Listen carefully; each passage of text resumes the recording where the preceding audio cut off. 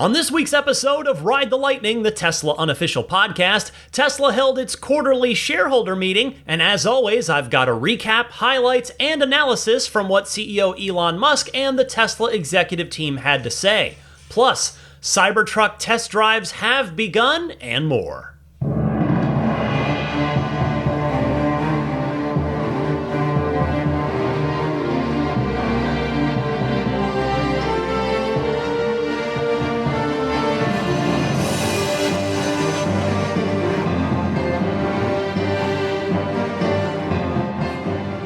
What's happening, friends? Ryan McCaffrey joining you alongside Daisy the Boxer as usual, but also a new four-legged friend. I'll tell you about her at the end of the podcast. I am again recording on a Thursday evening for what I think is maybe the third week in a row. There is so much going on. The good news is all the Tesla news happened, which is why I feel good about doing this on a Thursday night. This episode, of course, is all about Tesla's Q2 earnings call. I will get into all of that, and there is plenty to get into here shortly. But yes, I have got some preparation I've got to do for the panels that I'm hosting at this weekend's Tesla Takeover. This episode publishes on Sunday, which is day 2 of said takeover. There is also going to be a Ride the Lightning listener meetup that I've been telling you about the last few weeks for that, and I cannot wait to meet a bunch of you. And on that note, before I continue with this week's podcast, I want to give a huge thanks to 3 people: Victoria Iacovetto, Tesla Hitchhiker 42, and Joanne. The 3 of them have very graciously donated their time, effort, money to make this happen. There's going to be beer, wine for people there. You know, it's a pretty informal thing, don't get me wrong, but I just thought this was going to be a couple of people that wanted to meet up while we're all at the X takeover, but it has turned into, according to my RSVP list, quite a good-sized group. So I cannot wait to hang out with all of you. Should be a super fun weekend down in San Luis Obispo, California at the Madonna Inn for the X takeover. Looking forward to it. Next up, a quick fun bit of news to start this episode off with before I get to the meat of it, the earnings call. The Irvine, California Police Department is getting a Cybertruck, and yes, that is for real. This is not satire, not a joke. They're doing it. I want to say thank you to listeners Rodrigo Maz and Jason Chalukas for pointing me to a post on X from the Irvine Police Department that read simply, quote, "coming soon to Irvine," with a bunch of hashtags, one of which was hashtag not kidding. There was a render of a police-equipped Cybertruck attached to this post, which is no doubt indicating that it's going to come from the performance modding team at Unplugged Performance, who I've mentioned a number of times on this podcast in the past, and their upfit line of upgrading Tesla vehicles for various purposes. And yes, part of the upfit line is a police-worthy Cybertruck. So I can't wait to hear more about this from the Irvine Police Department, and presumably at some point we'll hear from Unplugged Performance about it as well. I mean, I have to imagine that this police Cybertruck will largely be a showpiece that's used for publicity, for some public relations stuff, community involvement stuff with the police department. Similar to how, I mean, maybe, I don't know if this applies to all of you, but for me, for somebody who's 43, I can remember back to my childhood when you'd see posters, you'd see things around the news of the highway patrol or local police department buying a Lamborghini or something, like some exotic car back in the 80s that they would paint up. You know, they would paint it like a squad car and use it to like bring to schools, to show kids, to, you know, that kind of stuff. It's, regardless of how they're going to use it, it's still pretty cool. I mean, no doubt some folks out there might raise an eyebrow at that particular use of taxpayer funds, because at this point in time, as we all know, the Cybertruck is still a 6-figure vehicle. But to the best of my knowledge, Irvine's a pretty affluent area, so maybe the citizens there might not mind. But regardless of that, setting that aside, I just think in a vacuum, it's pretty cool that an actual police department of a reasonably good-sized city is going to have a police Cybertruck. Next up here, as we get warmed up, more fun Cybertruck news. Cybertruck test drives have begun. They're certainly not at every Tesla store just yet, but a number of Tesla stores are getting a demo unit. I myself got the email for the Dublin, California location, which is absolutely not my closest Tesla store. But by the time that I saw that email in my inbox and clicked on it, because I'd been busy working on the podcast all evening, the entire test drive schedule had completely filled up. But that's okay. I would rather those slots go to folks who've never driven the Cybertruck so that they can experience the very unique situation that is the stainless steel beast and its very cool steer-by-wire system that, of course, I was lucky enough to have the privilege to drive Cybertruck already for a few days. So I don't need any additional convincing. In fact, as you'll remember back to February when I did that Cybertruck review here on the podcast, the driving experience was the thing that ultimately sold me on the truck. The stainless steel brought me in, but the steer-by-wire is what totally sold me. So I hope a number of you out there are getting to take a test drive and experience the Cybertruck from behind the wheel for the very first time. And if you want to comment on it, should you get that experience from a test drive, feel free to call in, email me, whatever you want to do. I would love to hear from you, to hear if you loved how it drove, if there was something about it you didn't like, or I'm just curious to hear everyone's first impression, first experience with a Cybertruck. Okay, let's dive right in this week. There is so much to get to. I will start, as I usually do, with the shareholder letter. The letter gets distributed about 1 hour before the earnings call happens, so that the analysts, the investors have a chance to look all the data over, all the materials over before the earnings call starts. You can get your questions prepped if you're an analyst that might get if you might get called on the call to ask a question of Elon and the team. So the shareholder letter, well, I guess I'll start with an overall summation of this quarter's results, but more specifically, the letter and the call.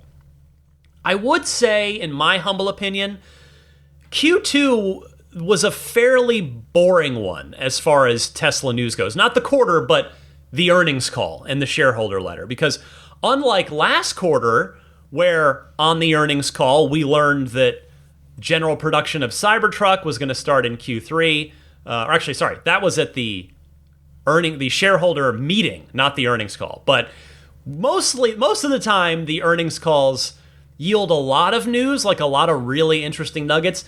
Not quite as much this time around, but as always, there's still plenty to talk about from any Tesla earnings call. Let's start, as I often do, with the shareholder letter, and I will just read you part of the summary that kicks off the letter. It's one of the first things you'll see when you open it up. Tesla says, "In Q2, we achieved record quarterly revenues despite a difficult operating environment. The energy storage business continues to grow rapidly, setting a record in Q2 with 9.4 gigawatt hours of deployments, resulting in record revenues and gross profits for the overall segment. We also saw a sequential rebound in vehicle deliveries in Q2 as overall consumer sentiment improved, and we launched attractive financing options to offset the impact of sustained high interest rates. We recognized record regulatory credit revenues in Q2 as other OEMs are still behind on meeting emissions requirements." Well, first of all I'm glad to see that the energy side of the business is picking up the slack a bit, relatively speaking, for the automotive side. I caveat that with relatively speaking, because the automotive side is still doing just fine. But the numbers are down a bit year over year overall on the automotive side in terms of both production and deliveries, and the energy side of the business is picking up the slack. You know, the thing about the energy side is there's still plenty of ceiling left to grow into with the energy side of the business. I mean, that's certainly also still true of automotive, but I would say, and fairly I think, that it's a much tougher road to growth on the automotive side than it is the energy side, which I think can scale a lot more quickly. In fact, we've been seeing exactly that it's been scaling much faster. Now, the other piece of that summary that I read to you that I found interesting was that Tesla had such a notable benefit from the zero emissions vehicle, the ZEV or ZEV credits. Now, if you're not familiar, it's basically this. All automakers in the US have to meet a certain fleet-wide average emission standard, meaning that you can have if you're a gasoline-powered automaker, if you make gas cars, you can have a 10 mile per gallon high-octane sports car, but you got to balance that out. You get your fleet-wide emissions level high enough by having some more fuel-efficient vehicles as well. So every car company has an overall fleet-wide emissions rating, emissions standard that they have to meet, and the ones that can't do it quarter here or quarter there, they can buy credits from the other automakers who do meet those zero emissions vehicle requirements, which of course Tesla by their very nature does that because there are zero emissions in the entire fleet. Every single car Tesla makes emits zero emissions, and as such, Tesla has long benefited from the ZEV credits, which is why I was a bit surprised to hear Tesla specifically call it out this quarter when it's not only something that's been around for quite a while, but also that other automakers have, for the most part, been starting to get their own EVs to market. So even with those two things, with time and other EVs on the market from traditional automakers, Tesla still had a record ZEV quarter for Q2. Hey, Tesla will take it, right? I mean, in the grand scheme of things, we want to see all automakers have zero emissions across the board, but realistically, that's going to take quite a while. So for now, Tesla has positioned themselves to continue to strongly benefit from those ZEV credits. Moving along elsewhere in the shareholder letter, I wanted to point out, as I often do here, that Tesla now has $30 billion of cash on hand. $30 billion with a B. A Scrooge McDuck level of gold bullion that just continues to grow each quarter, even with Tesla continuing to invest in all sorts of new stuff, which we'll hear more about later in the call. I mean, needless to say, Tesla is not only quite well insulated against any market downturns, which we've kind of seen, or other craziness, which we also saw a few years ago with the pandemic and the subsequent supply chain issues, but with $30 billion in cash, Tesla is positioned to make massive, massive bets on the things that they believe in, like Optimus, like the Cybercab. Speaking of Optimus, by the way, since it was mentioned a few times in the shareholder letter, and it did come up on the earnings call this week, I wanted to check in with all of you on your interest level in Optimus. So this week's Patreon poll was simply Optimus interest level check-in. I remind you that you can vote every single week on the Patreon poll question. You do not need to be backing me. You don't need to be supporting me on Patreon to vote in the poll each week. It is open to everyone. So just visit my Patreon page every week. Usually the poll question goes up on Tuesday night. The website to go to is patreon.com/Tesla podcast. That's also the place where, again, you can vote for free in the poll every week. But if you do get a lot of the podcast each week, you enjoy it, you think it's informative, I hope you enjoy listening to it, you can choose to give back to the podcast. You can support me on Patreon. That's the way to do it. That same website, patreon.com/Tesla podcast. The support tiers start at just $5 a month. So if you enjoy the podcast, you can jump on, and for $5 a month, you will get early access to each week's show. If you're kind enough to step up to that $10 per month tier, which is the most popular tier, you'll not only get that early access each week, but you'll also get access to the weekly lightning round bonus mini episode, which I do every week, except, of course, I say that, except for this one. I've just had so much going on with the new puppy that I'll tell you about later, and getting ready for the takeover, and just a lot of stuff.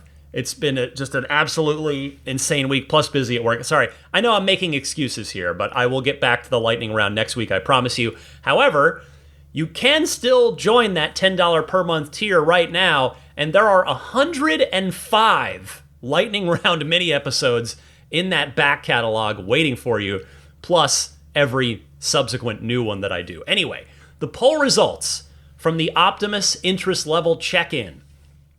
38% of you said, I'm undecided for now, / I need to see exactly what it's capable of first, which I think is a totally reasonable answer. I would probably vote with you in that particular category. That's probably where I would lean. Although I'm not so much undecided, I'm definitely leaning towards yes, I would want one, because Tesla's track record with this stuff is they make great products. Now, the next highest voted category is also one I'd want to vote in, so I'd probably want to combine these two personally, which in a poll you can't do, but or in this poll you can't do. So 16% of you said, I want one, but I'll wait for a second generation consumer version or later. And that's something that, if you look at the vehicles, they tend to get cheaper and better after the first generation. I mean, even look at the Cybertruck right now. It's not necessarily going to get better when general production starts here in the next couple of months, but it is definitely getting cheaper. So I predict that same thing is very likely to happen with the Optimus robot as well. So I don't blame at all the 16% of you who voted there.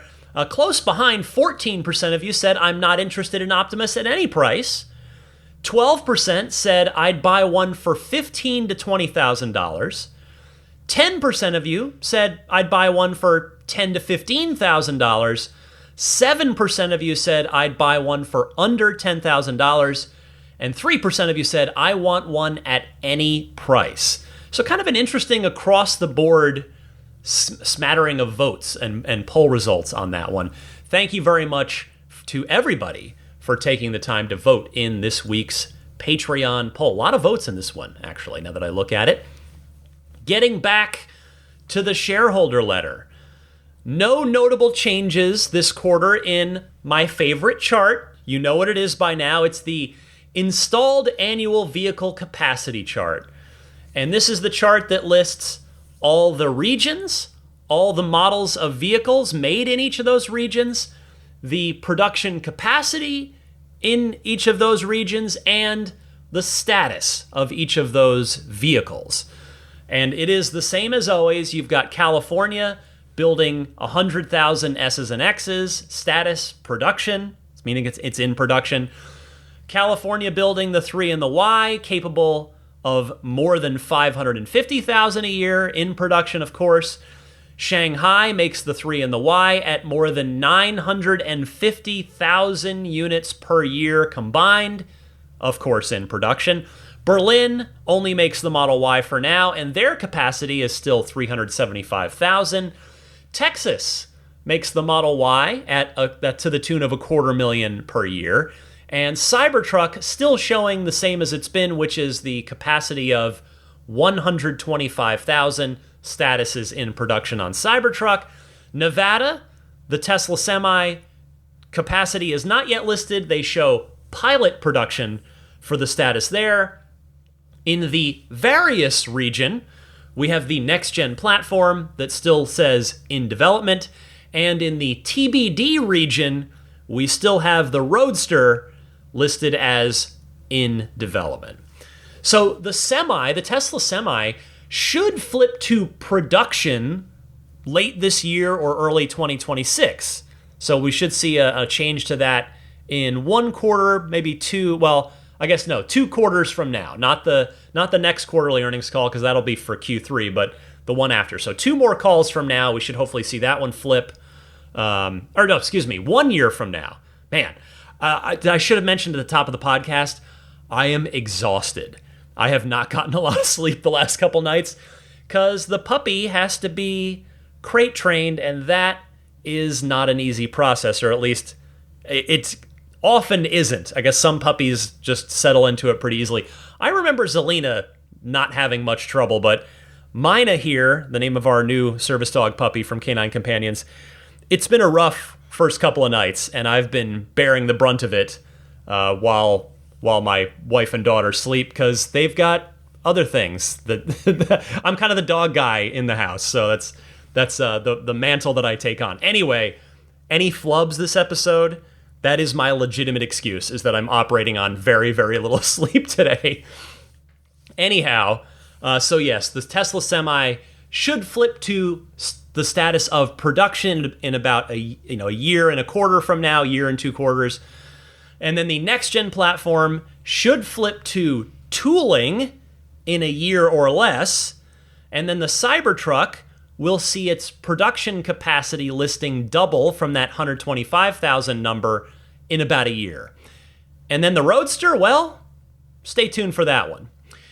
Tesla also noted on this same page of the shareholder letter that, quote, "We continued to add to our vehicle lineup globally, including the introduction of new Model 3 and Model Y trims and additional paint options for the sexy lineup S3XY.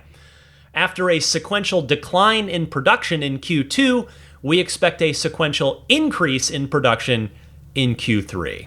Well, I mean, this is kind of seasonal, not really a surprise. The year typically builds as it goes in terms of demand, in terms of production, as things go, from Q1 to higher in 2, higher in 3, and peaking in 4. But reading about new paint options, plural options, for S3X and Y, it warms my heart. We were so long overdue for new paint colors, and I'm so glad we have some now. And for the US region part of the shareholder letter, which includes Fremont, Texas, and Nevada, Tesla said, refreshed Model 3 ramp continued successfully, including the introduction of Model 3 Performance in Q2 and long-range rear-wheel drive in July. We also continued to qualify more Model 3 trims for the Inflation Reduction Act tax credit. Cybertruck production more than tripled sequentially and remains on track to achieve profitability by end of year, they just have written.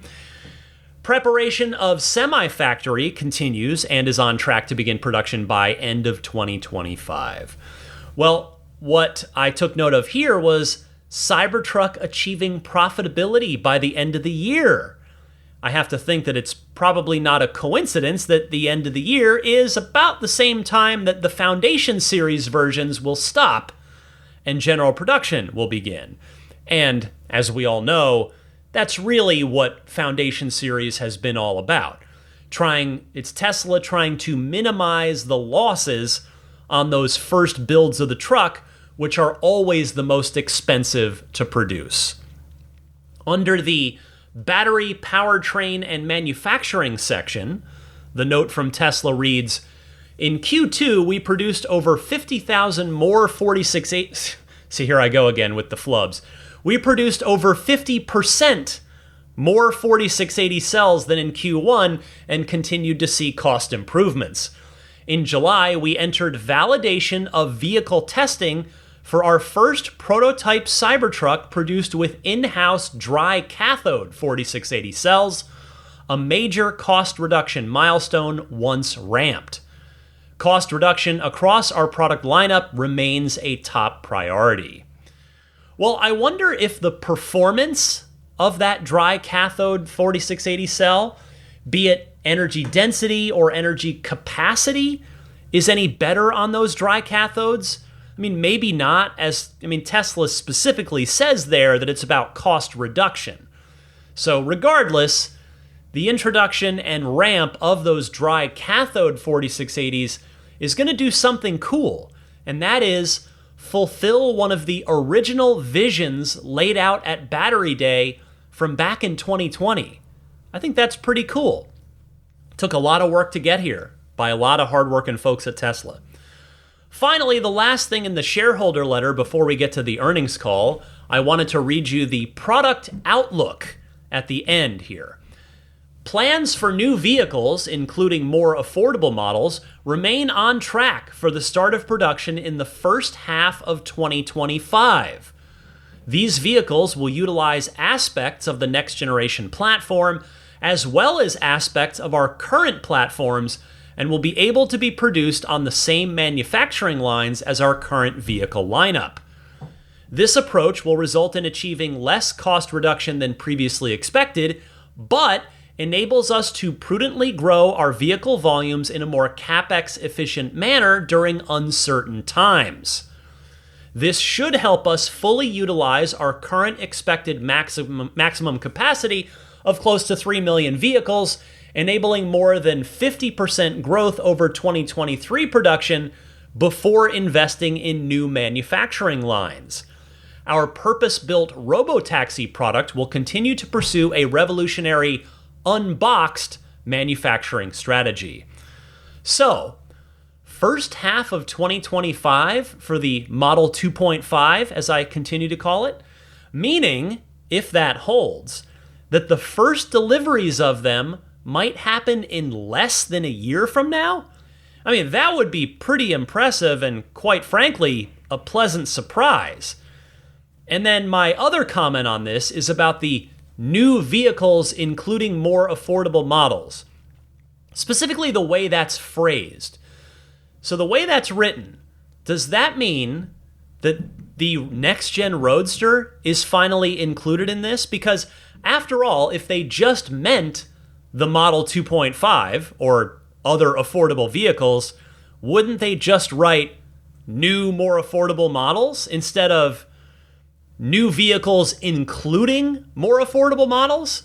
Wouldn't they have worded that differently? Maybe I'm digging too deep here. Maybe I'm making a mountain out of a molehill. But hold that thought.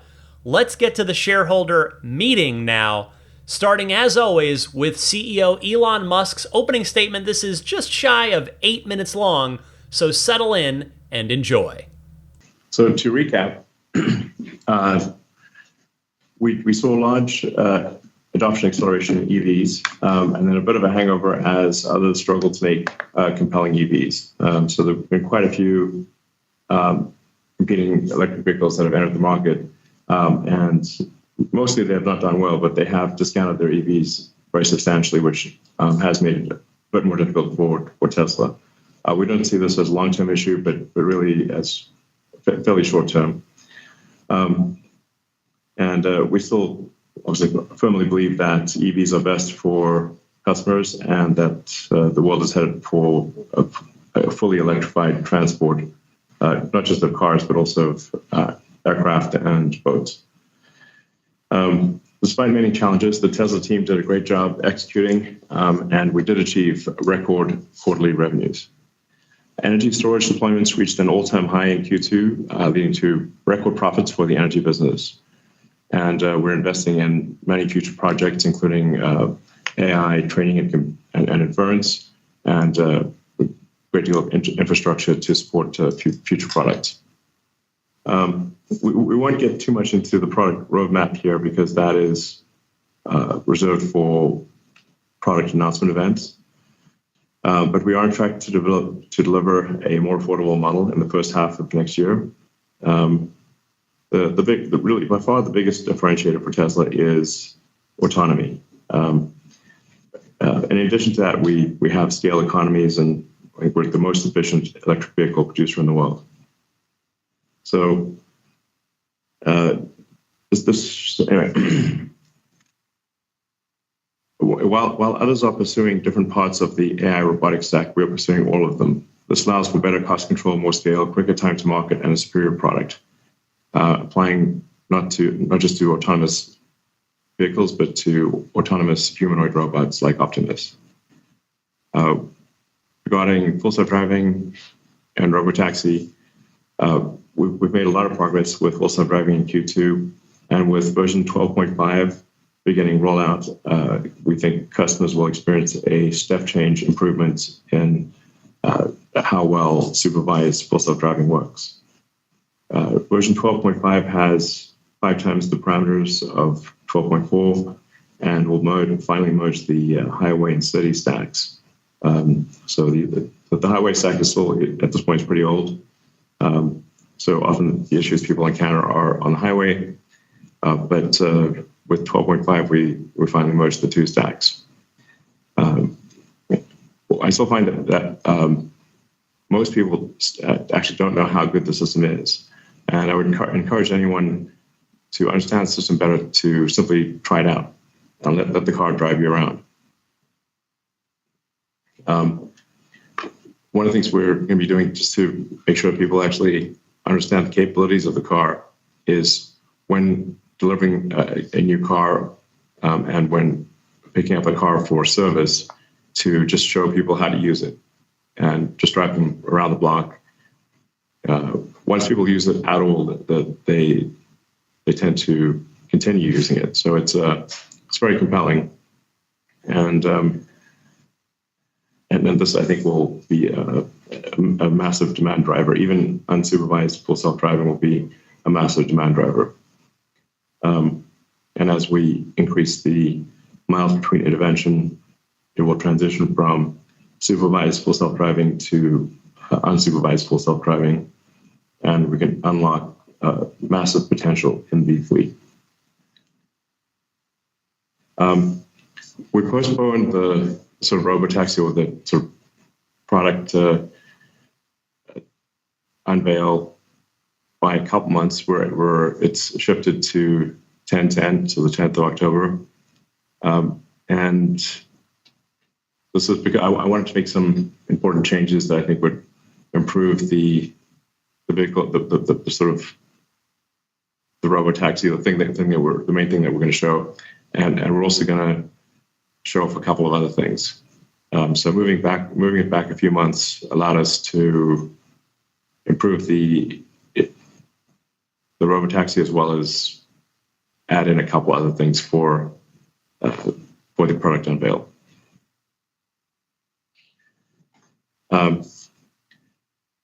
We're also nearing completion of the south expansion of Giga Texas, which will house our largest training cluster to date. This will be an incremental 50,000 H100s plus 20,000 of our hardware 4 or AI 5 Tesla AI computer. With Optimus, Optimus is already performing tasks in our factory, and we expect to have Optimus production version 1 in limited production starting early next year. This will be for Tesla consumption. It's just better for us to iron out the issues ourselves. But we expect to have several thousand Optimus robots produced and doing useful things by the end of next year in the Tesla factories. And then in 2026, ramping up production quite a bit. And at that point, we'll be providing Optimus robots to outside customers. That'll be production version 2 of Optimus. For the energy business, this is growing faster than anything else. We're really demand constrained rather than production constrained. So we're ramping up production in our US factory, as well as building the mega factory in China that should roughly double our output. Maybe more than double, maybe triple potentially. So in conclusion, we're super excited about the progress across the board. We're changing the energy system, how people move around, how people approach the economy. The undertaking is massive, but I think the future is incredibly bright. I really just can't emphasize just the importance of autonomy for the vehicle side and for Optimus. Although the numbers sound crazy, I think Tesla producing at volume with unsupervised FSD, essentially enabling the fleet to operate like a giant autonomous fleet, and it takes the valuation, I think, to some pretty crazy number. ARK Invest thinks on the order of $5 trillion. I think they're probably not wrong. And long-term optimists, I think, achieves a valuation several times that number. I want to thank the Tesla team for strong execution and looking forward to exciting years ahead. So, as I said at the top, nothing too earth-shattering this time. I mean, I do acknowledge that I'm spoiled because we often do get really fun nuggets of new information in Elon's earnings call opening remarks, but there was one key new piece of information that should be of interest to all of us, and that is that October 10th is now the new targeted unveiling date for the Cybercab. So it's 10/10 instead of 8/8. The fun with date numbers continues on this. And coincidentally, it's also a Thursday on October 10th, just as August 8th is. And I say that because Tesla traditionally, for whatever reason, loves having their events on Thursdays. Not every event's been on a Thursday, but a lot of them have. So the Bloomberg report on this from a couple weeks ago, where Bloomberg had reported that the Cybercab, the robotaxi event, was delayed from August to October, that report was indeed correct, as I figured that it was. And as I said on last week's podcast, I am curious what the couple of extra things that they'll show off is. I mean, I had presumed from Elon's post on X that I talked about one or two shows ago that the few extra things meant features on the Cybercab. But maybe it meant other vehicles, like they're going to show off a few other vehicles, like, say, the Model 2.5 and or the new Roadster. I know I'm probably getting a little bit too optimistic there, and I'm setting myself up for disappointment. It's probably going to be features of the Cybercab, stuff that they will demo that the Cybercab can do. But hey, a guy can dream, right? And presumably, this unveiling will be at the Tesla Design Studio in Hawthorne, where Franz von Holzhausen and his design team work. That's also where all of the other vehicle reveals have been. Which, by the way, so October 10th would be the first time that an event has been held at the Tesla Design Studio since the Cybertruck unveiling back in 2019. 5 years ago. It'll be 1 month shy of 5 years ago. I mean, unless you want to count the Plaid S launch in June of 2021, which honestly I don't, because that wasn't an entirely new car. It was a refresh of a car. It wasn't a totally new vehicle introductions. Anyway, neither here nor there.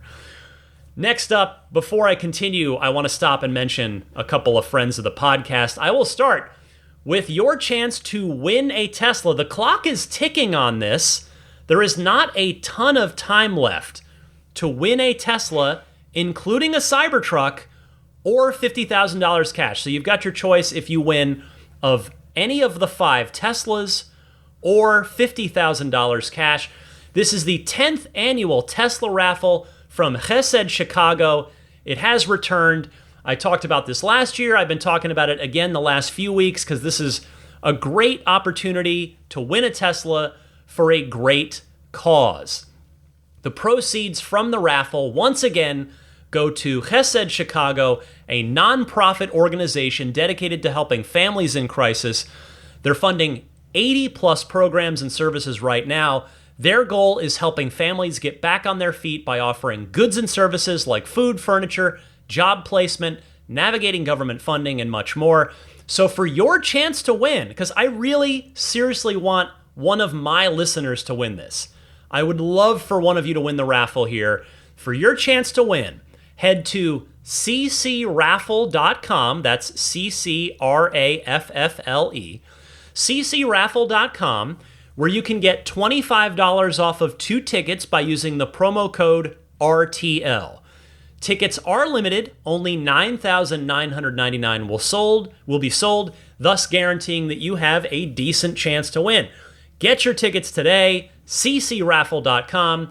That promo code RTL will get you $25 off of 2 tickets, or if you really want to go nuts for a good cause, $500 off of 15 tickets. Same promo code, RTL. Again, I hope one of you out there wins a Tesla, or if you take the cash, hey, more power to you. Also, Accelerate Auto continues to make a discounted version for my audience, a discounted version of their XCare extended warranty service for your Tesla, available right here through Ride the Lightning. I'll just give you the discount code right up front. It's Lightning. So the discount code is Lightning, LIGHTNING. That's going to get you $100 off of your policy purchase. And as to what the policy is, the cool part is that's kind of up to you. You can determine whether you want the whole car, but not the battery and drivetrain. And you could do just the battery and drivetrain if you just want to sort of have the most expensive to repair or replace part of the car covered. You can do that. If you want to do both, you can do both. And then in terms of the duration of years and miles, that's also completely up to you. You could do 2 years, 25,000 extra miles. Mine is 3 years, 40,000 extra miles. You can go all the way up to 10 additional years of coverage, or 125,000 miles of additional coverage. And this is after your factory warranty is up. So accelerateauto.com/xcare is the website to go to. That's XCELERATEAUTO.com/XCARE. And don't forget that discount code Lightning. Okay, moving next to the upvoted retail shareholder questions. I always tend to like these because they come from really the Tesla community, more so than the traditional, big shareholder investment firm folks. Not that they ask bad questions, but I do tend to like the retail investor questions. And I have to say, I really like the most upvoted question. It's like you all did this for me. The most upvoted question, the one that kicked off the entire thing, was what is the status on the next generation Roadster? And here's Elon Musk. With respect to the Roadster, we've completed most of the engineering, and I think there's still some upgrades we want to make to it, but we expect to be in production with the Roadster next year. Great. It'll be something special. Like a Hall of Famer, I think. First of all, I would like to actually really, truly, genuinely thank all of the retail shareholders who upvoted this to be the number one question on the earnings call. I really didn't think that too many other folks cared about this car besides me, but I am glad to see that there's a groundswell of support out there from other people wondering when the heck we're going to see this amazing car. Hearing that most of the engineering is completed is certainly not as reassuring as hearing that all of the engineering is done, but hearing that they're still upgrading some things is certainly nice.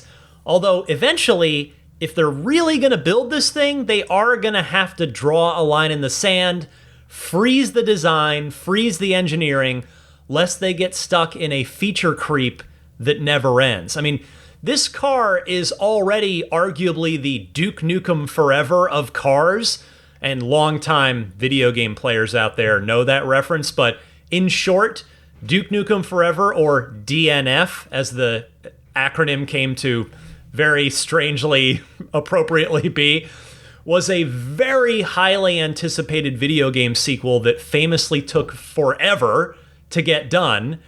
But in fact, it was 13 years. It did eventually come out, and it actually wasn't super great. It was okay. It was kind of an interesting piece of video game history, really. So hopefully the Roadster has a better fate in terms of when it finally hits the market than Duke Nukem Forever does. But anyway, Elon there is holding to next year for the Roadster, as he had mentioned in our last update on this car earlier in 2024. But if it's going to be next year at all, I have to imagine it's going to be late 2025. Then when you factor in a little bit of Elon time it likely means that if it really happens, and by the way, I wouldn't blame anyone at this point for feeling a little boy who cried wolfish about the Roadster, but it's probably safer to say 2026, hopefully on the earlier side, along with the proper production version of the Tesla Semi around that same time as well, as we heard from earlier in the shareholder letter, which, by the way, would be somewhat poetic and even perhaps a little funny, since the Tesla Semi and the new Roadster were unveiled on the same night back in 2017. I mean, at least the Semi has some pilot production versions on the roads and in some of the corporate customers' hands already. We don't even know what the production final version of the Roadster looks like. Anyway, though, as I always say when we get these once-in-a-blue-moon updates on this Roadster project, I am genuinely thrilled to hear these status updates. I really, really am.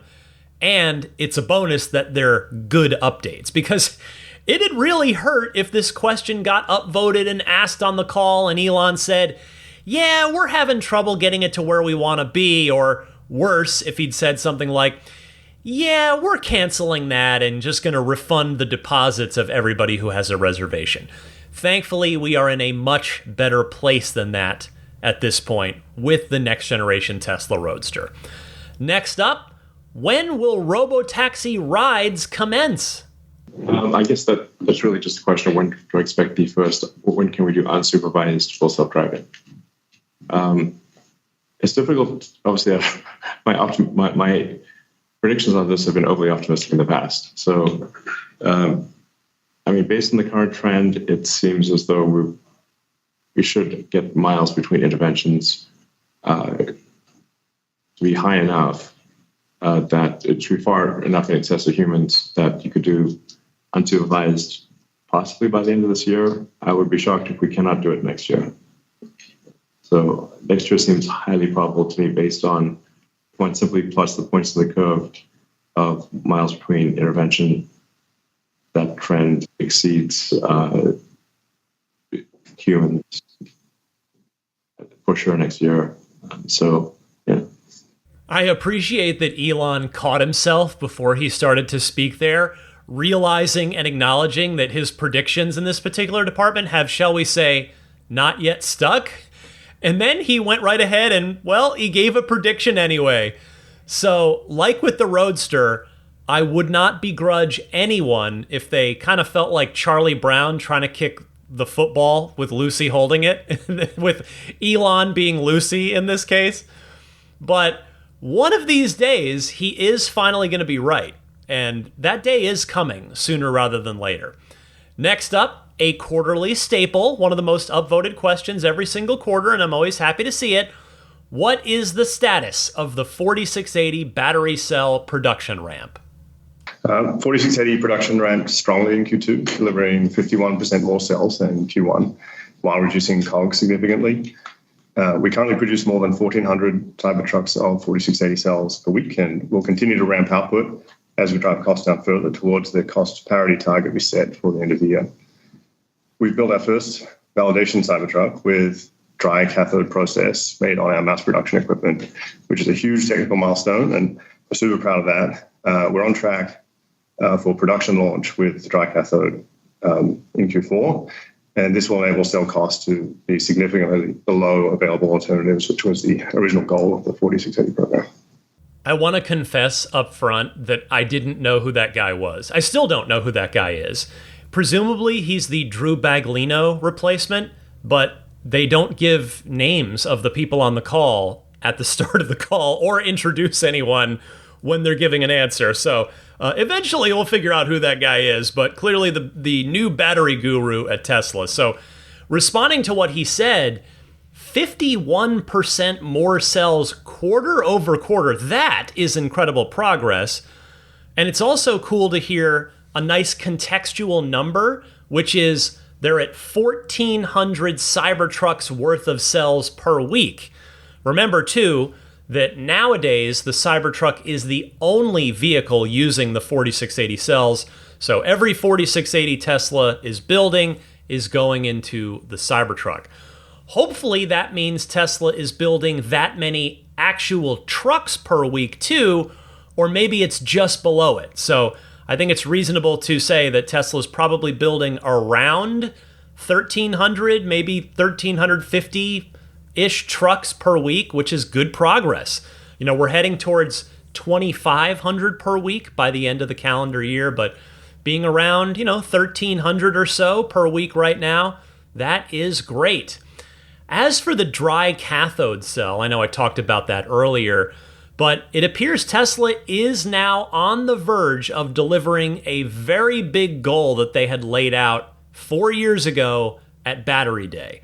And this is one of those times where I think it's worth zooming out to that 10,000-foot view for a second. When Tesla laid out that battery cell plan 4 years ago, they had nothing but an idea. There was no Giga Texas. There was no on-site battery factory.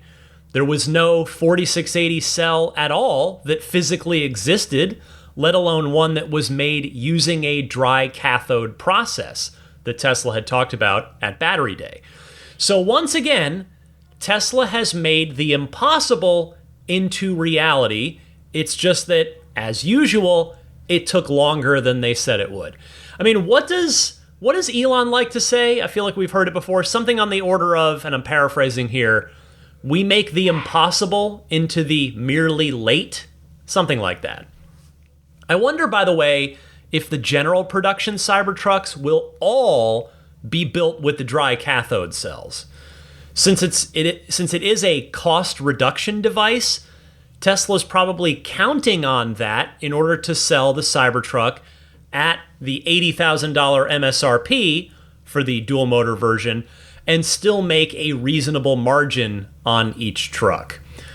The next clip I have for you, the next question that was upvoted, any update on Dojo, which of course is Tesla's in-house neural net training supercomputer chip?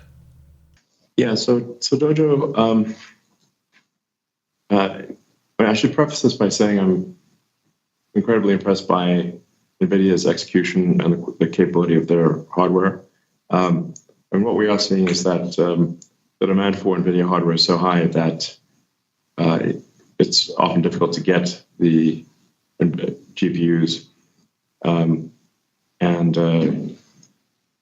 There just seems this, I guess I'm quite concerned about actually being able to get state-of-the-art NVIDIA GPUs when we want them. I think this therefore requires that we put a lot more effort on Dojo in order to ensure that we've got the training capability that we need.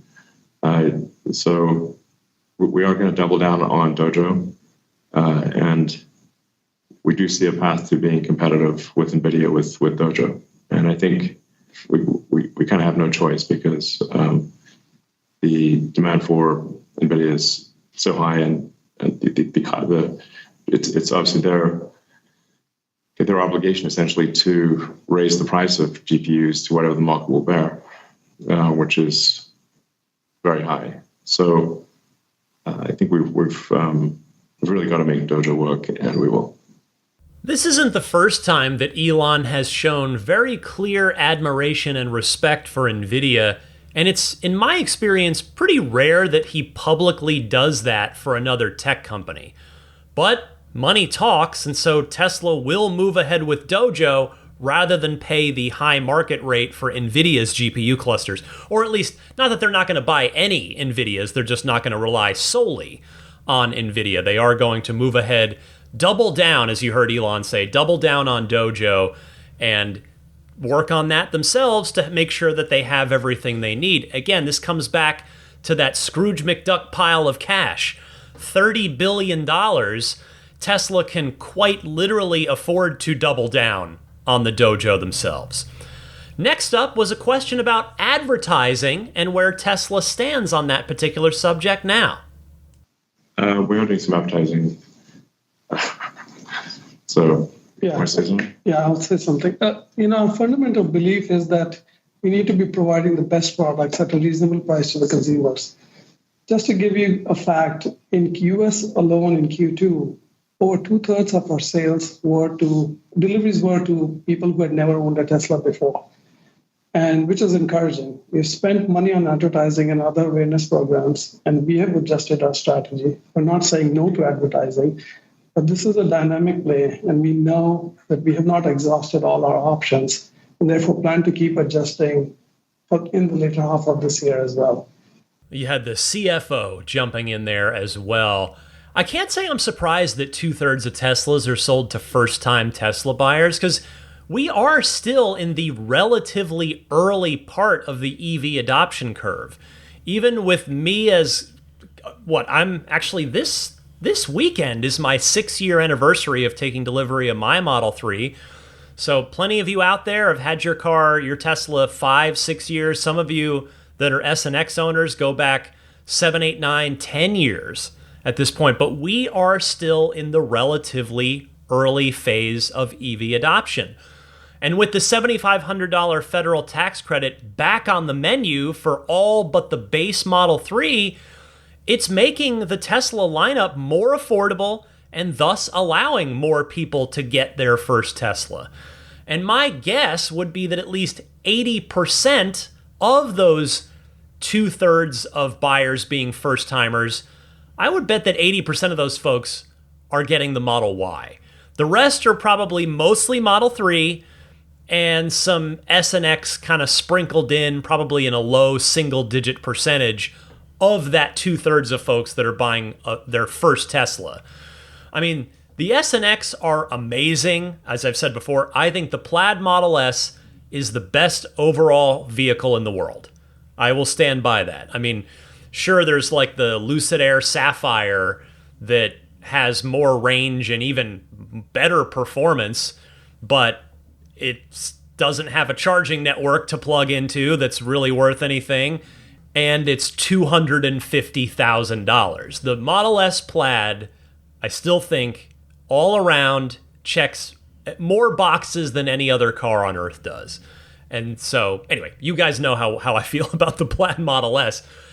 Anyhow, so I imagine that most people that are buying their first Tesla probably start with the 3 or the Y, and for lack of a better term, graduate to an S or an X as a second or maybe third Tesla after they've had a 3 and or a Y. But in any case, it's cool to hear that even with Tesla only doing extremely limited advertising so far, they're still bringing a ton of new people into the tent. That is good news. All right, next, the retail investors wanted to hear an update on Giga Mexico, so let's have it. Well, we currently are paused on Giga Mexico. I think we need to see just where things stand after the election. Trump has said that you will put heavy tariffs on vehicles produced in Mexico, so it doesn't make sense to invest a lot in Mexico if that is going to be the case. So we kind of need to see where things play out politically. However, we are increasing capacity at our existing factories quite significantly. And I should say that the Cyber taxi or robotaxi will be produced here at our headquarters at Giga, Texas. All right, thank you. Sorry, as will Optimus towards the end of next year for Optimus production version 2. The high volume version of Optimus will also be produced here in Texas. Wow, Mexico is actually paused. Sounds like it'll be paused until at least November, which is still a long time from now. I mean, you gotta figure, if you look at it from the Mexico side of things, the Mexican government can't be thrilled about it, right? I mean, they gave Tesla incentives, they got this deal done, and they want the jobs that Giga Mexico would create. I suppose we probably now won't hear anything else about Giga Mexico for another several months. I mean, I can't imagine it'll come up again on the next earnings call in October now that we've been told that it's on pause. Okay, one more retail shareholder question, and it asks if there's any update on any other automakers discussing a possible FSD licensing partnership with Tesla. There are a few major OEMs that have expressed interest in licensing Tesla or Tesla Full Self-Driving, and I suspect there will be more over time, but we can't comment on the details of those discussions.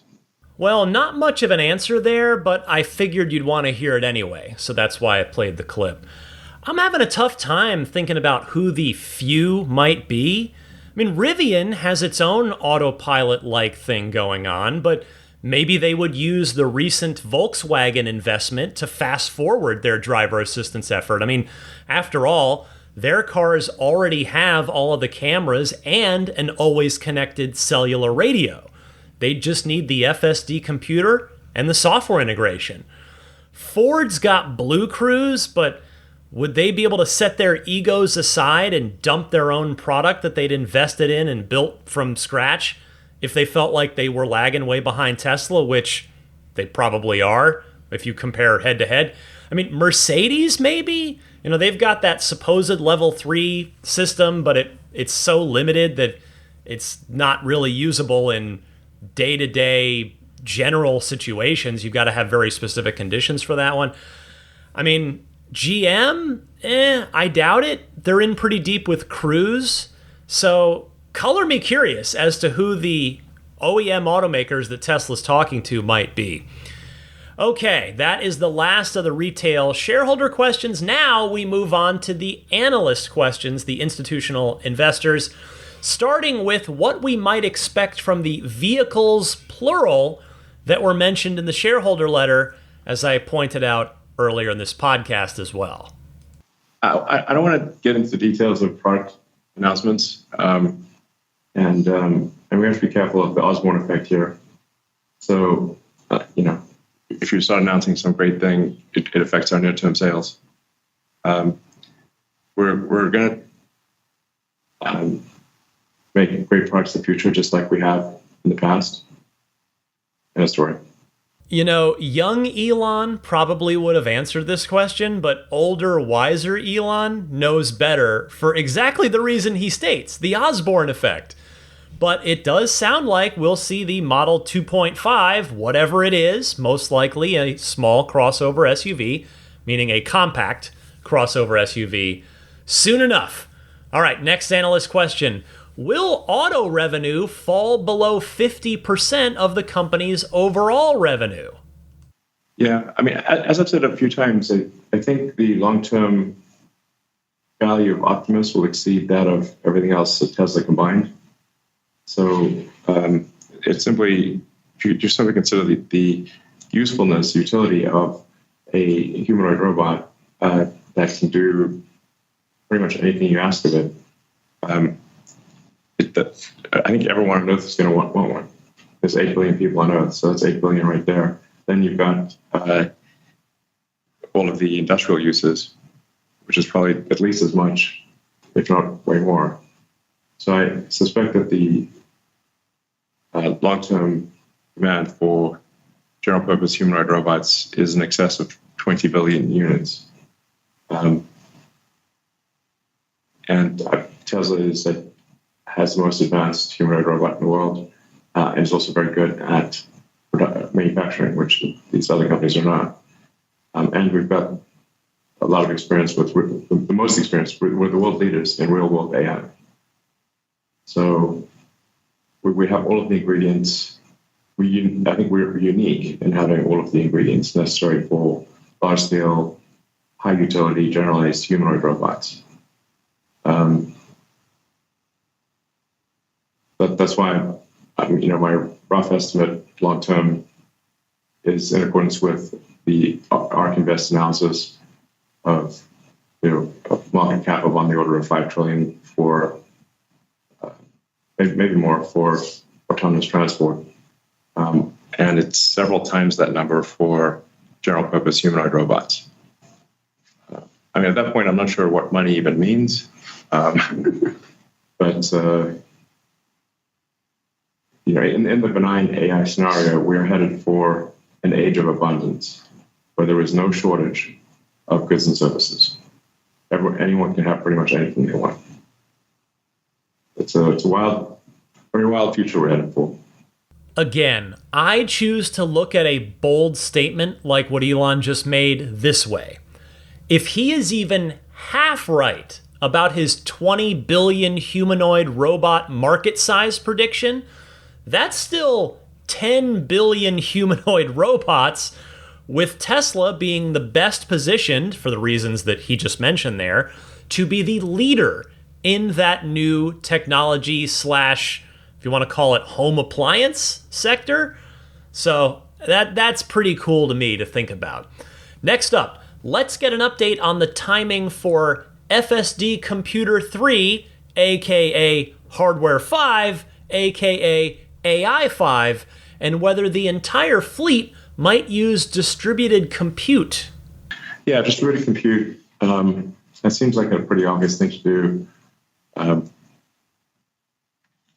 I think where the distributed compute becomes interesting is with our next generation Tesla AI chip, which is Hardware 5, or what we're calling AI 5, which is from the standpoint of inference capability, comparable to a B200, an NVIDIA B200. And we're aiming to have that in production at the end of next year and scale production in 26. So it just seems like even if you've got autonomous vehicles that are operating for 50 or 60 hours a week, there's 168 hours in a week. So you have somewhere above, I think, 100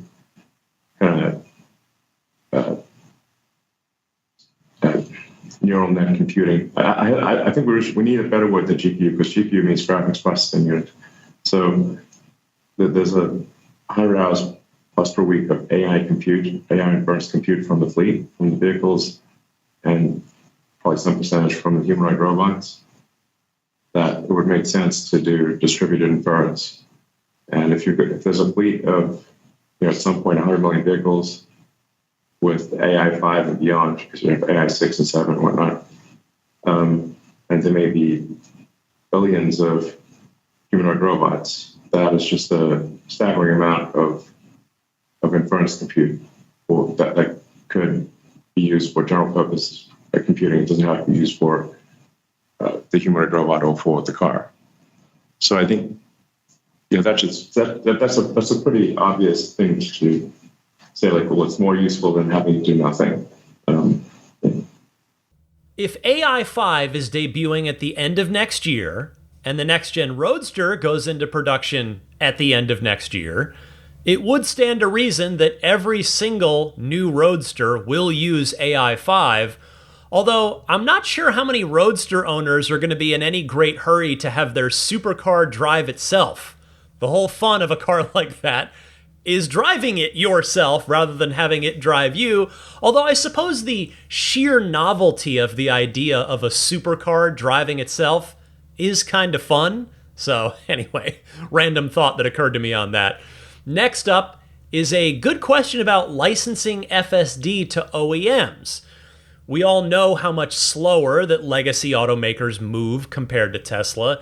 So the question was, it's going to take a while to see it in the real world, even if Tesla made a deal with an OEM tomorrow, right? Yes. The OEMs do not move fast. There's not really a sensor suite. It's just cameras. But they would have to integrate our AI computer and have cameras with a 360-degree view.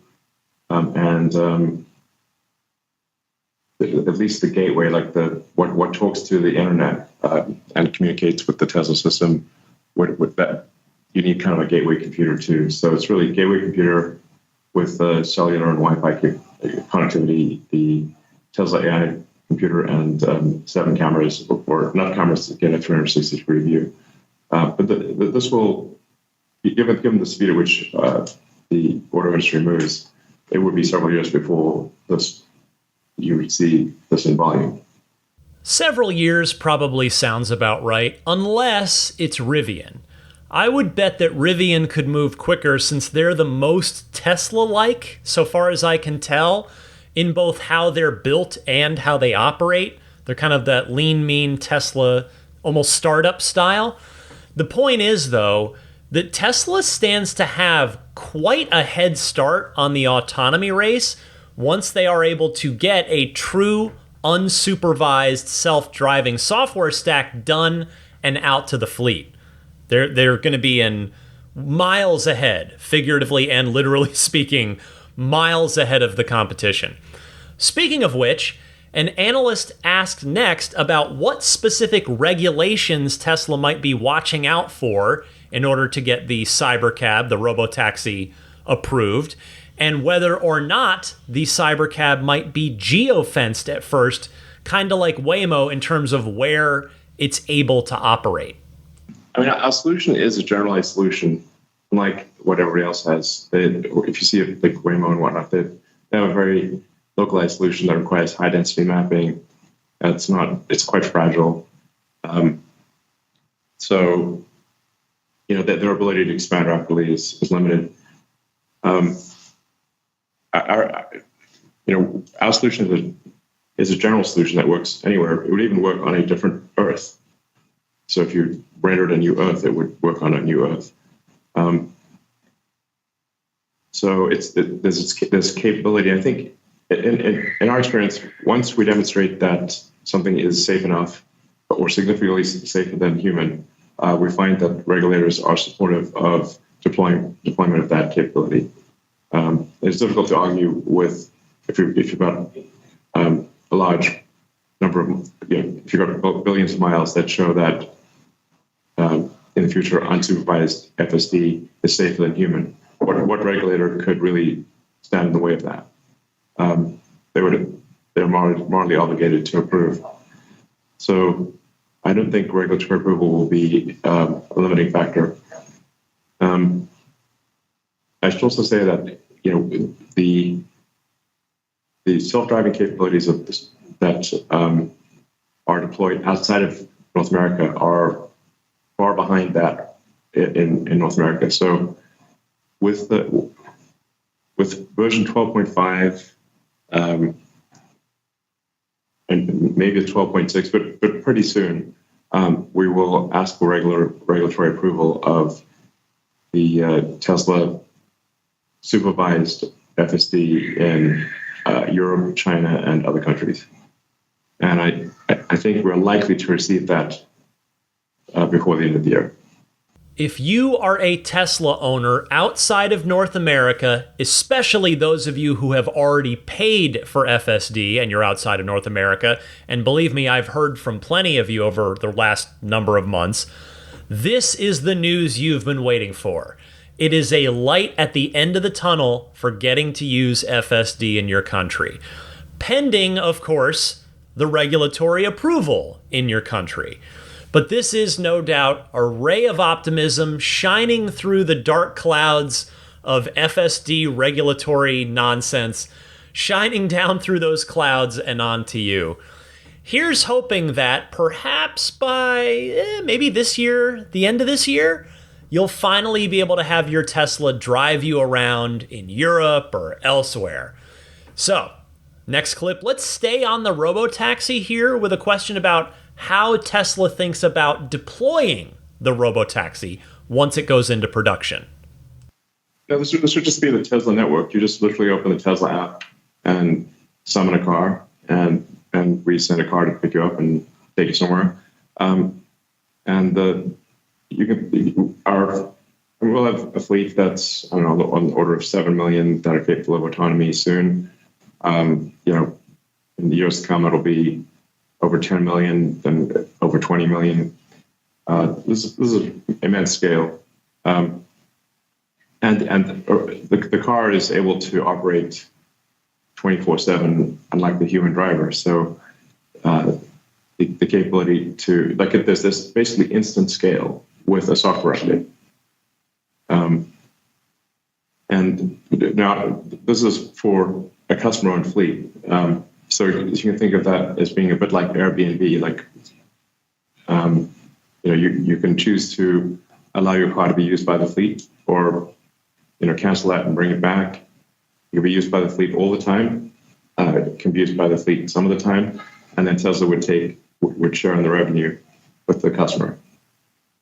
But you can think of the giant fleet of Tesla vehicles as like the giant sort of Airbnb equivalent fleet, Airbnb on wheels.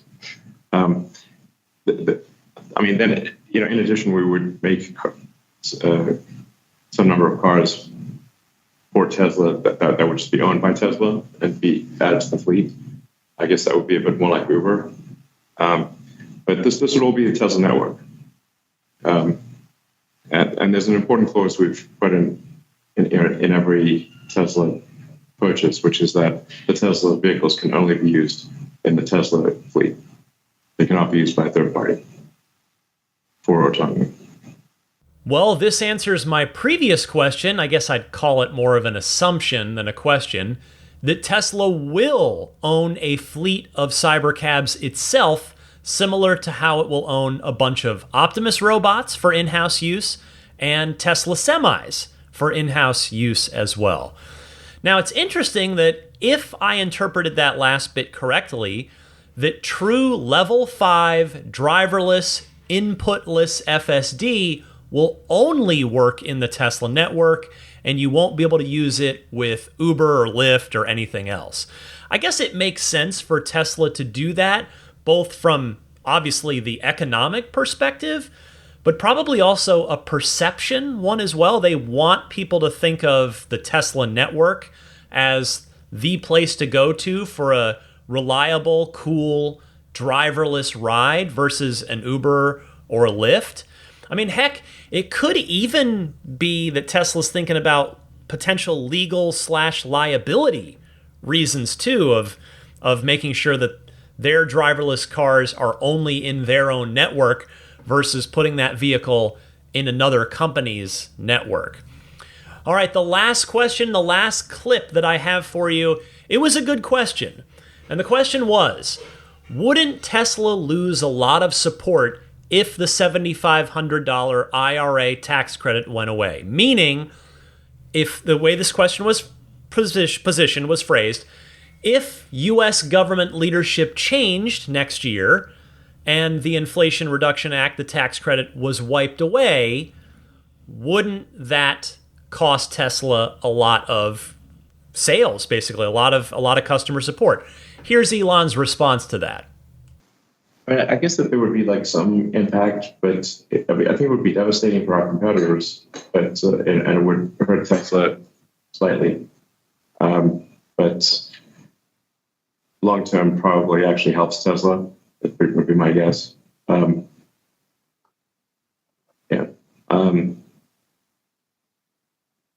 and I've said this before on these calls. The value of Tesla overwhelmingly is autonomy. These other things are in the noise relative to autonomy. So I recommend anyone who doesn't believe that Tesla will solve vehicle autonomy should not hold Tesla stock. They should sell their Tesla stock. If you believe Tesla will solve autonomy, you should buy Tesla stock. And all these other questions are in the noise. Yeah, I mean, I'll add to this just to clarify a few things, that at the end of the day, when we are looking at our business, we've always been looking at it whether or not IRA is there. And we want our business to grow healthy without having any, subsidies coming in, whichever way you look at it. And that's the way we have always modeled everything. And that is the way internally also, even when we're looking at battery costs, yes, there are manufacturing credits which we get, but we always drive ourselves to say, okay, what if there is no IRA benefit? And how do we operate in that kind of an environment?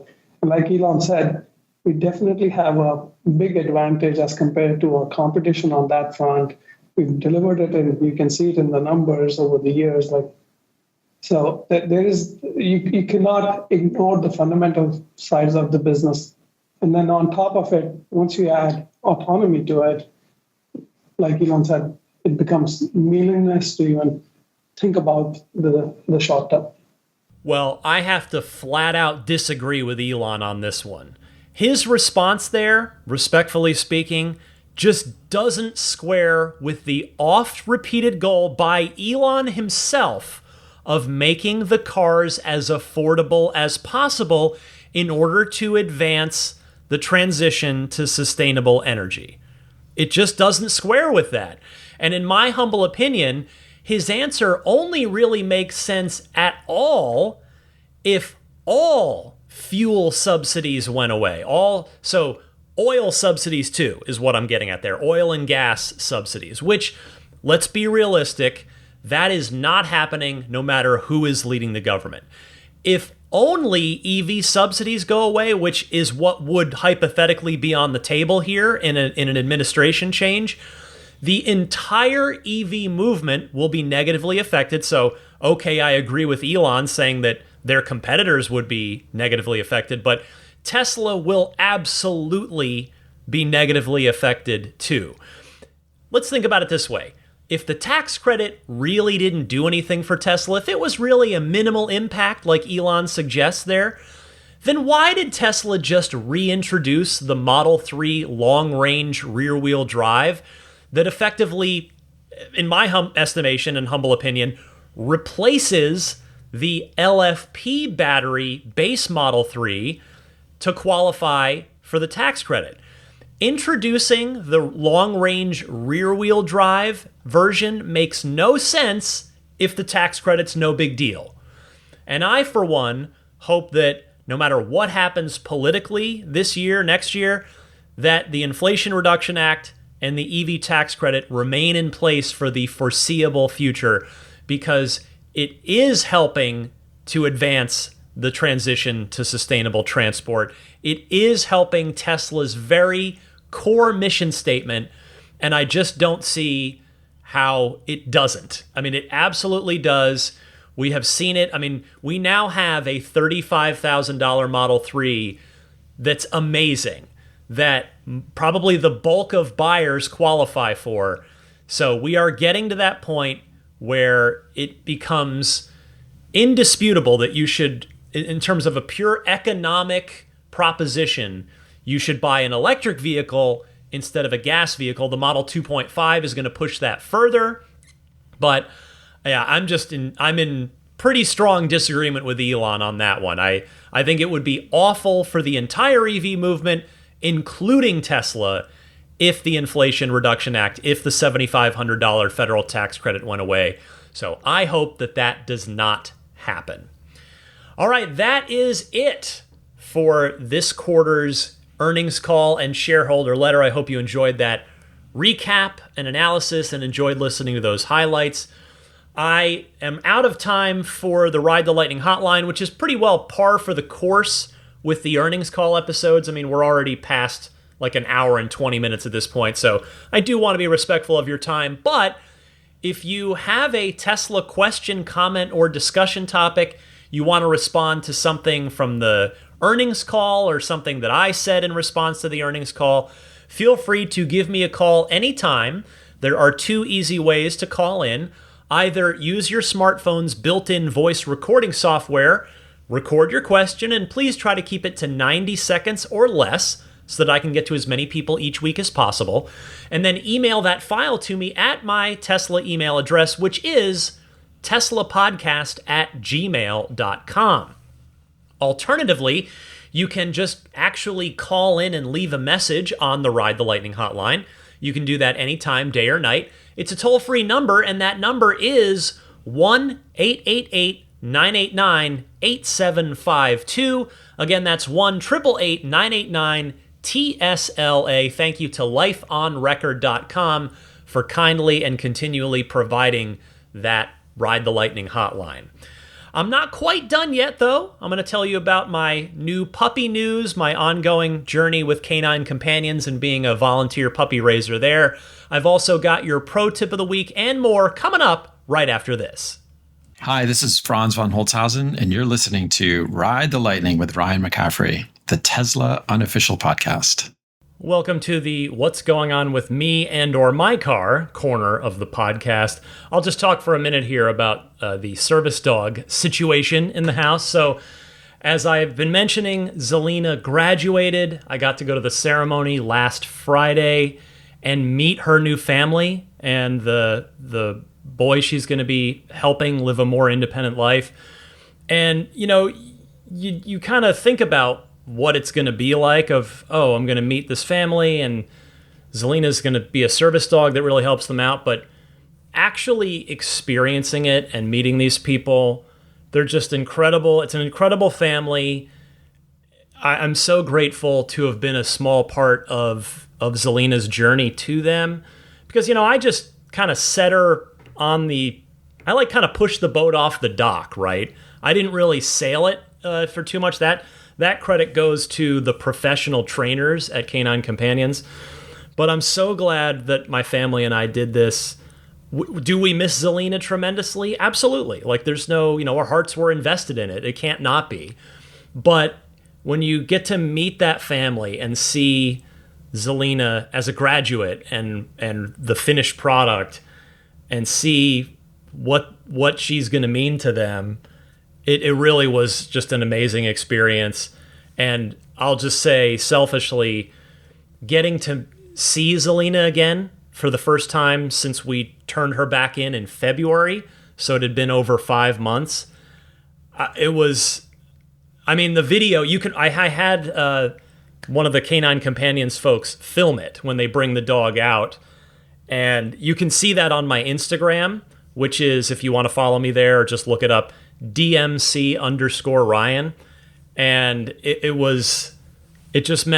meant the world to me to get to see that dog again and get to spend a little bit of time with her. I got to actually then, I had her to myself for about an hour until the middle of the graduation ceremony where they introduced the new families, the people that are getting the service dog. And then I get to present Zelina and ceremonially, but also literally hand over the leash. And boy, it was an incredible experience. So I'm grateful to get to do that. And we're doing it again. We have a new service dog puppy. The timing is purely kind of coincidental that it worked out where Friday I watched Zelina graduate, and Monday we got the next service dog. Her name is Mina, M-Y-N-A, which I had to look that up. Mina is a bird, so I learned something new. She's already teaching me things. Mina, and she is a mostly yellow lab. She's got a little bit of golden retriever in there. Her mom is part golden retriever, but like a quarter. So she definitely looks like a yellow lab, at least as a puppy. And she's absolutely sweet. She's already taking herself out to our backyard to go to the bathroom. Not every time. There's certainly been accidents in the house these first couple days. But she's taken herself out a lot too. But the crate training, it's been tough. That's where I'm not getting any sleep right now. That's been the hard part. We'll get through that. And boy, once we get through that, then I'll feel a lot better. But she's a sweetheart of a dog. And I hope that we can be as successful as Zelina was. And it's going to be more about the dog than it is about me, for sure. It's about, who the dog is and what they're wired for. Sort of not so much physically, but mentally. But mine is a sweetheart, and I'm sure you'll be hearing about her on the podcast as time goes on. Hey, I've got a quick entertainment recommendation for you. I think I haven't done this in a little while. And I've got a music album. I've got an album to recommend. And it's this one's interesting for me because I've actually really pretty disliked country music for my whole life. Just, it's never clicked with me at all in any way. But I love John Mayer, and he had posted on social media that he was doing a guest appearance on Zach Bryan's album. Apparently, new to me, Zach Bryan is a very much sort of a rising star in the country scene. And I listened to the song and I was like, this is actually, I like this. This is cool. So I went and sampled, I did the little iTunes sample on the rest of the album. I'm like, I really like this. So I bought it. I downloaded the album, and I have to say, I love it. This is a first for me. It's a very melancholic album in a good way. I really, really enjoy it. So if, I don't know, I don't know what to sort of say. If you like this, try it. But if that sounds like something you might want to listen to, the album is called The Great American Bar Scene. And the artist is Zach Bryan, Z-A-C-H, Zach Bryan. And the album just came out earlier this month. And a pleasant surprise for me, one of my other favorite artists, Bruce Springsteen, he's a guest on another song on this album too, towards the end of the album, which I had no idea of until I bought the album. And then I'm listening to it and I'm like, wait a minute, that's Bruce. And that song's really good too. Actually, the whole album is really, really good. So check that out if that sounds good to you. Back to Tesla stuff now. Let's get a pro tip of the week. Brian from Pennsylvania, go ahead. Thanks, Ryan. Appreciate that. Got a pro tip here for the community. I've always hated it when my car, any car, would start playing the radio or my music when I got back in the car. I was always happy when the Tesla did not. But then there are occasions where sometimes it does. And I just now, after 3 years of ownership, figured out why. If you pause the music in your car before you get out of the car, and when you get back in the car, it will remain paused. But if you walk away and close your door with the music still playing, when you get back in your car, it will continue playing right from where it left off. Back to you, Ryan. Thank you very much, Brian. And yes, I love this tip. I use this one a lot myself. It can indeed be quite useful.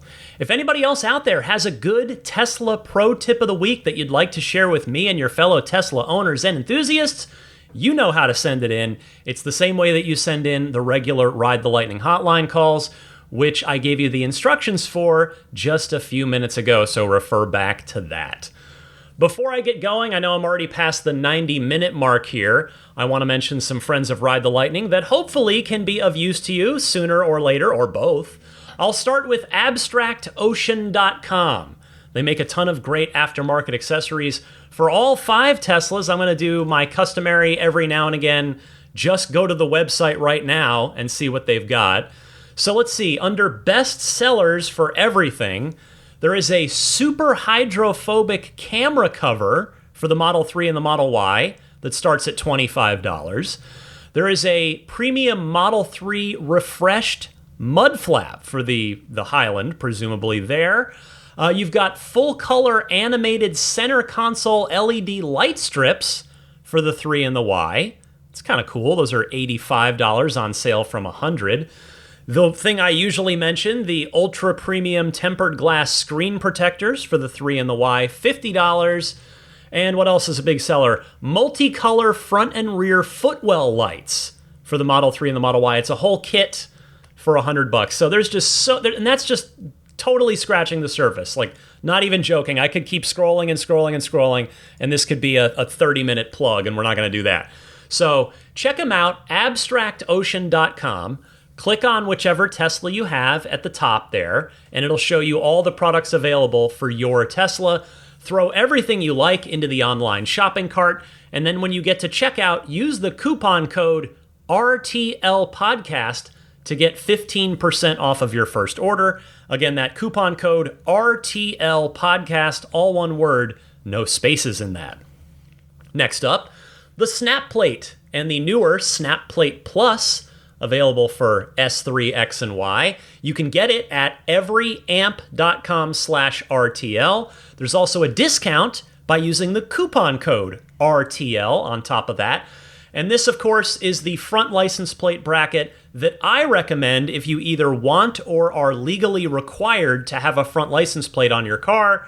It's a nice minimalist design.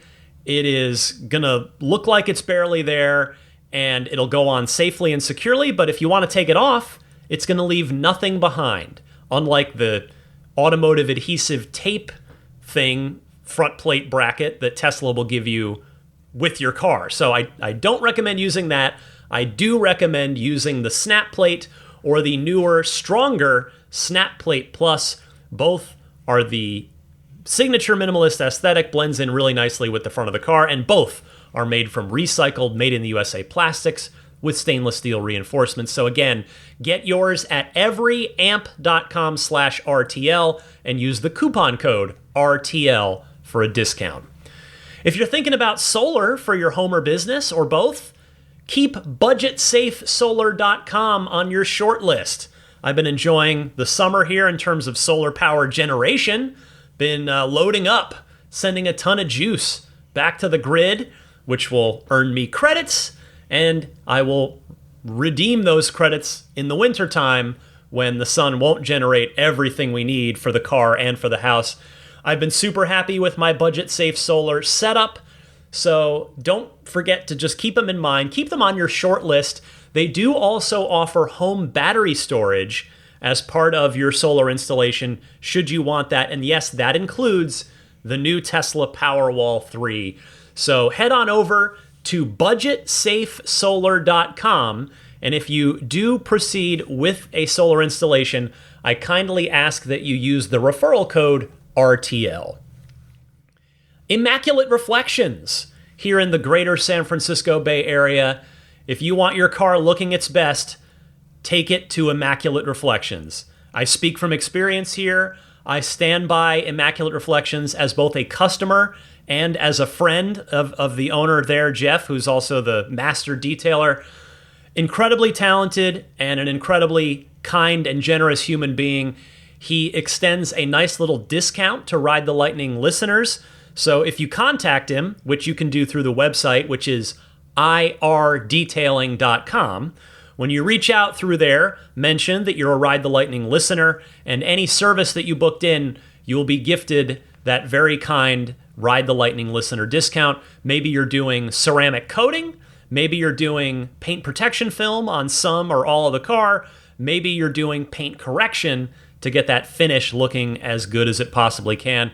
Whatever you want to do, I promise you, you will leave Immaculate Reflections happy if you take your car there.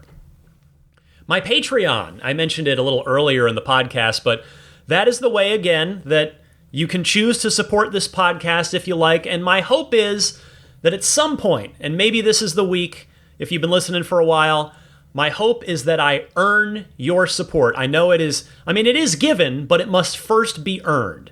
And so I'm here every single Sunday at 9 a.m. Eastern, 6 a.m. Pacific. And I've got the receipts going back 469 weeks now. And I take a lot of pride in that, but I just also think it's important for me to make that commitment to you that, hey, I'm in it for the long haul on this podcast, and I take it seriously, and I want it to be as good as I can be. I understand, I recognize this was not my best episode because I had a few brain melts there because I'm just wiped out because of this puppy crate training. I'm not making excuses. I'm just saying I will do the best that I can every single week. Not every week's going to be as good as certain other weeks, and this is maybe one of those where I'm not quite functioning at full mental capacity, but I have done my best, and I hope you've enjoyed this episode. But if you would like to support me, the way to do that is to go to my Patreon page found at patreon.com/Tesla Podcast. Patreon is spelled Patreon. And as I mentioned earlier, the support tiers start at just $5 a month, and they go up from there, including that most popular $10 per month tier, where you get early access each week, which is what the $5 tier is. And at that $10 tier, you also get the lightning round mini episodes that I do exclusively on Patreon every single week.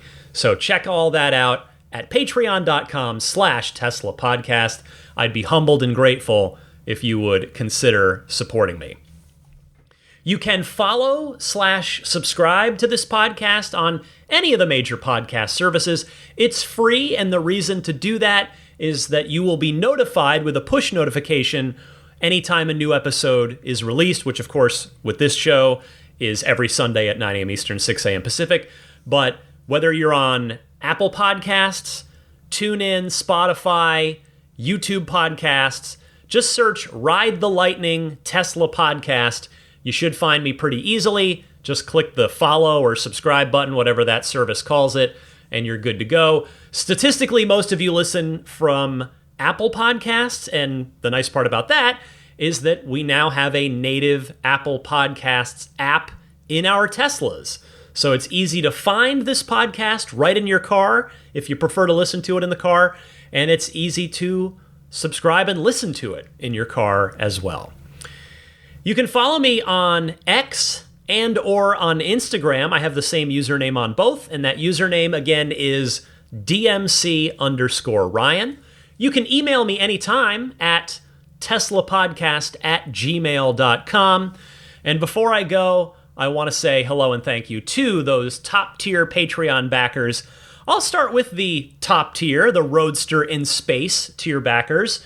Thank you so much to Pete White, Lyle Austin, Steve Radspinner, Fernando Cordero, Lawton from Chicago, Sean Neidig, Neil Weaver, Jackson Wallace, Rolf and Jennifer Evers, Howard Anthony Smith, Victoria Iacovetto, Tesla Hitchhiker 42, Kara Weston, Robert from near Philly, Kristen Rumble, American Home Contractors, GetAmber.com, and Doug Carey. Next up, the Maximum Plaid backers. Actually, I'm now realizing that next week, this coming weekend, we got to do our monthly Patreon Zoom Hangouts, the first Saturday of the month. I'll have to get the email invites out for that once I get back from the Tesla takeover. So I hope all of you, lots of you at the Maximum Plaid tier or higher will join me for that, because it's always a good time. You're all always invited if you're at those top tiers.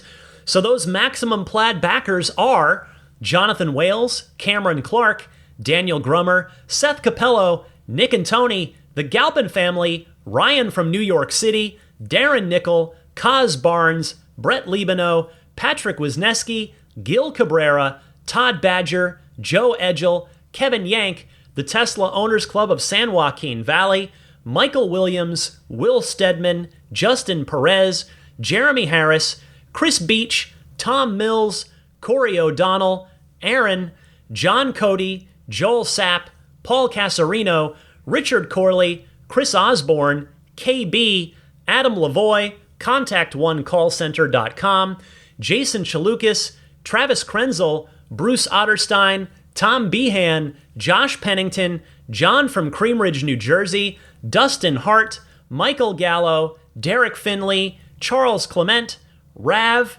Adam Christie, Damon Klein, and Jeff Brown. Finally, a big hello and thank you goes out to the Grandfathered in Plaid tier supporters. They are George Cassiopo, Logan Willis, Peter Chalet, Eric Randolph, Dory and Steve Guberman, the Tesla Owners Club of Taiwan, Ron Lee, Charlie Gillespie, Dennis Peak, Jeff Angwin, Chase Cabanillas, the Lydia family, Aaron Altschul, Jared Brown, Jerome Strack, Jamie Dalton, Mike and Barbara from Louisville, Matt Nixon, the Tesla Owners Club of Wisconsin, Ish, Not Elon Musk, Peter, and the Bear Boys of Colorado, BAER, the Bear Crew. Good to hear from you guys.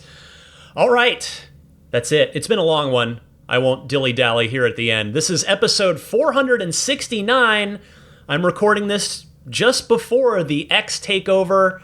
Super stoked to be part of the event. I'm grateful to the Tesla owners of Silicon Valley for inviting me to be a panelist host. I'm also going to be emceeing half the day on Saturday as well, so I'll be up on stage a lot.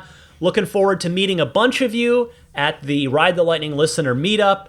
Should be a fun weekend. Just hopefully I have a smooth, uneventful drive down there on Saturday morning. That's all I ever ask for, is hopefully no accidents, no road hazards, no tickets. Those are always the three things that I hope for. So here's to a great weekend at the X Takeover. I'll tell you about it next weekend.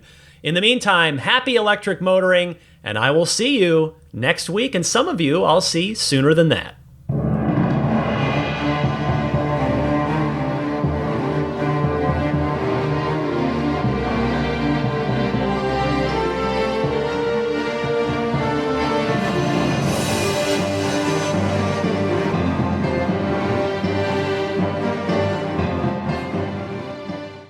Elon Musk, people don't like Elon Musk. The guy founded PayPal and Tesla, and people are like, yeah, but he's a troll and a bad dad. I'm like, so was mine. He did nothing to fight climate change. Also, have you been in a Tesla? Have you been in a Tesla? My buddy let me drive his Tesla. I laughed out loud at how fast it went. Been clinically depressed my entire life. On dozens of medications. In a Tesla for 13 seconds, cured forever. I mean, I think a Tesla is the most fun thing you could possibly buy ever. That's what it's meant to be. Our goal is to make it's not exactly a car. It's actually a thing to maximize enjoyment. It's maximum fun.